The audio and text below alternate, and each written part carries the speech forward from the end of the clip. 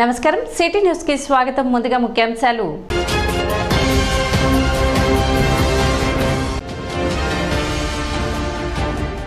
గత 5 ఏళ్ల పాలనలో వైసీపీ ప్రభుత్వం రైతులకు కన్నీరు మిగిల్చింది. మంత్రి నాదెండ్ల మనోహర్.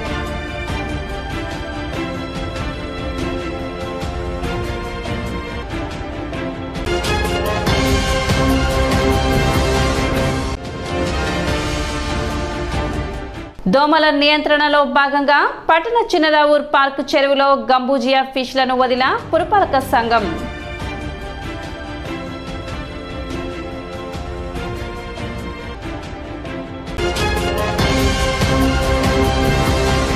పట్టణ చిన్నరావూర్ పార్క్లోని చెరువులో మలేరియా దోమలు వ్యాప్తి చెందకుండా గంబూజియా ఫిష్లను చెరువులో వదిలారు. పురపాలక సంఘం ఆధ్వర్యంలో చేపట్టిన ఈ కార్యక్రమంలో మున్సిపల్ చైర్పర్సన్ తాడిపోయిన రాధిక పాల్గొని గంబూజియా ఫిష్లను వదిలారు. దోమల వ్యాప్తి నియంత్రణలో భాగంగా ఈ కార్యక్రమం చేపట్టినట్లు ఆమె వెల్లడించారు.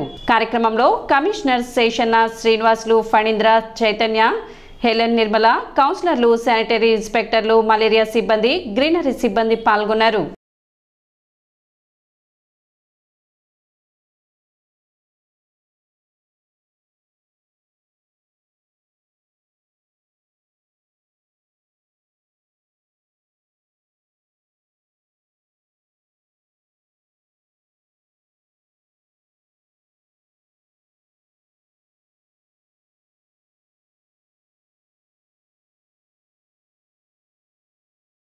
చిన్నరావూర్ పార్క్లో ప్రజలందరూ ఇక్కడ సండే వచ్చేదానికి పిల్లల్ని తీసుకొని ఇక్కడికి ఈ పార్క్ రావటం జరిగింది.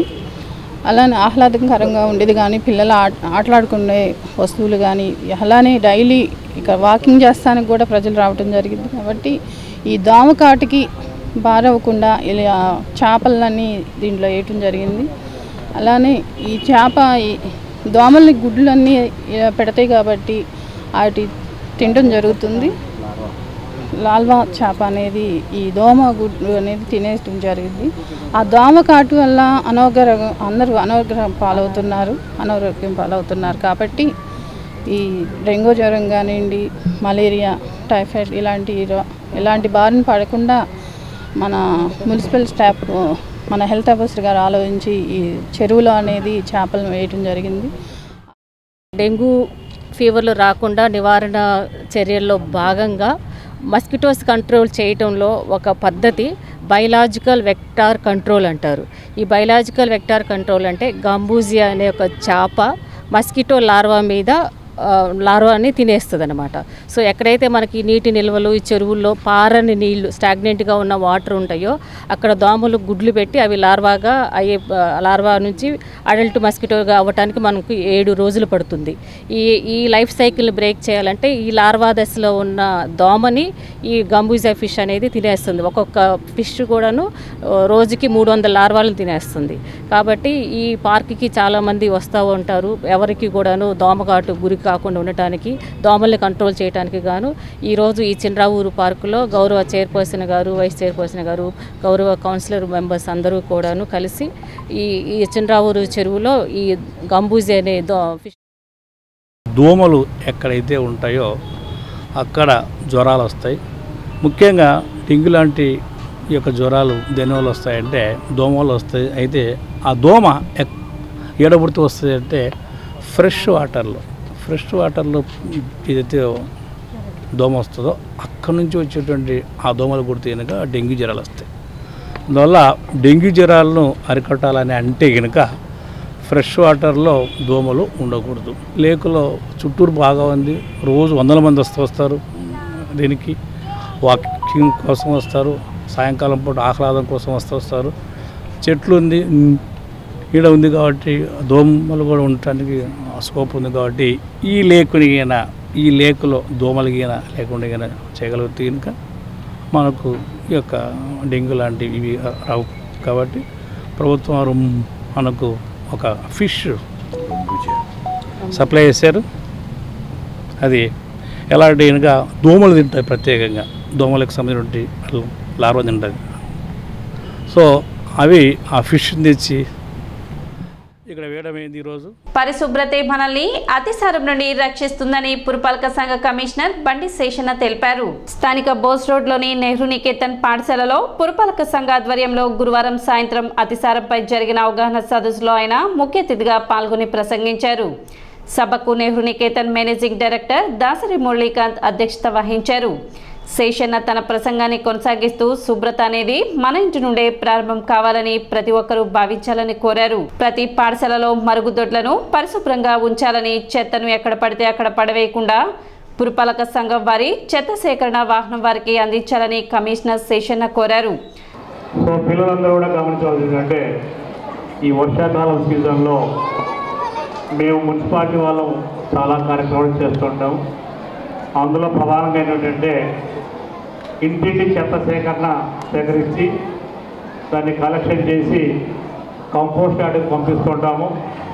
అందులో సర్వసాధారణంగా మీరు గమనిస్తుంటారు, మీ ఇంటి వద్దకు మున్సిపాలిటీ చెత్త బండి వచ్చినప్పుడు మీలో చాలామంది మీ ఇంట్లో వాళ్ళు అమ్మ కావచ్చు, నాన్న కావచ్చు, అక్క కావచ్చు, అన్న కావచ్చు, మున్సిపాలిటీ బండి వచ్చింది చెత్త వాళ్ళకి అందించు అనేటువంటి చెప్పినప్పుడు ఇందులో చాలామంది అందిస్తుంటారు.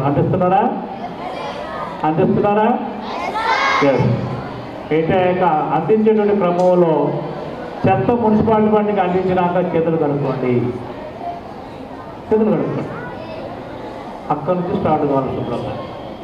అదైనాక చాలామంది వివిధ కారణాల వల్ల మా మున్సిపాలిటీ బండి మీ ఇంటి వద్దకు సపోజ్ 7:30కు రావాలి, 7:30కు రాలేదు, 8 గంటలకు నువ్వు స్కూల్కు బయలుదేరి ఉంటావు.